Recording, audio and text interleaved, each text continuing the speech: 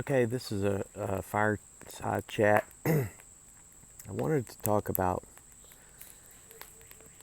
Admiral Richard E. Byrd. And, you know, many of us in this community have watched the Long Nines chronoscope show back in the 50s that included an interview with Richard E. Byrd.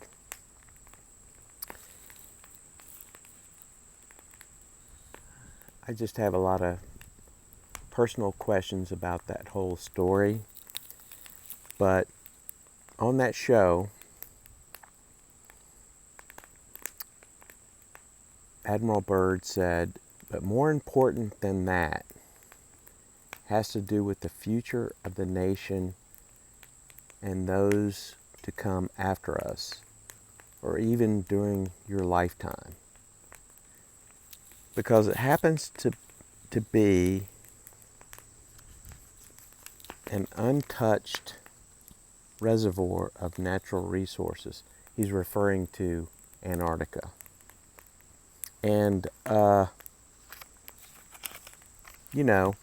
as the world shrinks with an ever-increasing acceleration, far-flung places once useless, like we thought the North Pole was, and no man's lands become very useful.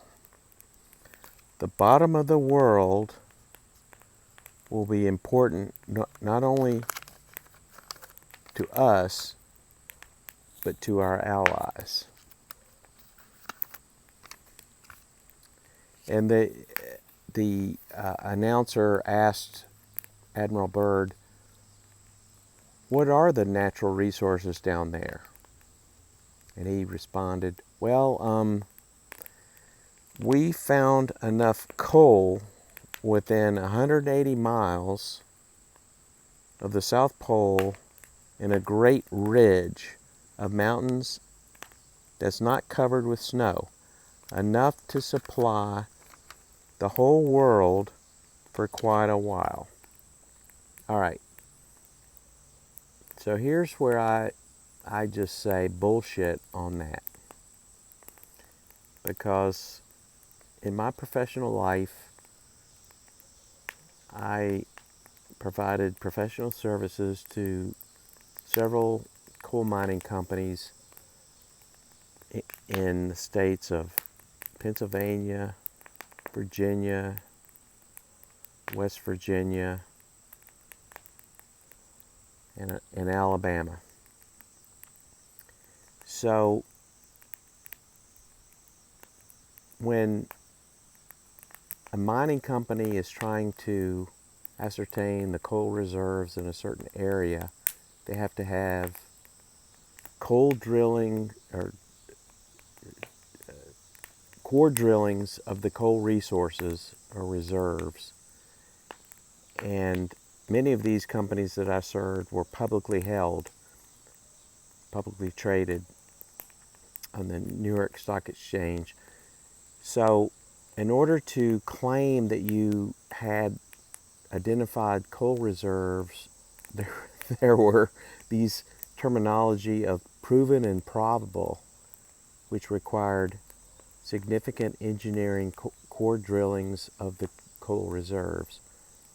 So for Admiral Byrd to go down to an otherwise unexplored region of this realm and to claim that there were enough coal resources to provide for years and years of energy,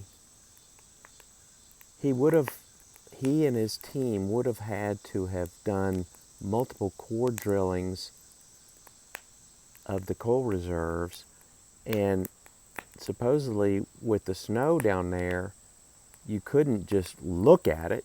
You can't even look at a mountain now to say that there are coal reserves under those mountains. So I get it. I know that many so-called truthers that we love and adhere to, like Austin Whitsitt from Whitsitt Gets It, refers to Admiral Byrd as some sort of like barometer. And we all love Austin. We all love him. To Antonio Subirats from the Book of the Sun, he also refers to Admiral Byrd. And, you know, Antonio is for a select few. He's an acquired taste. The point I'm trying to make here is that story is 100% bullshit. And so, if the story is 100% bullshit,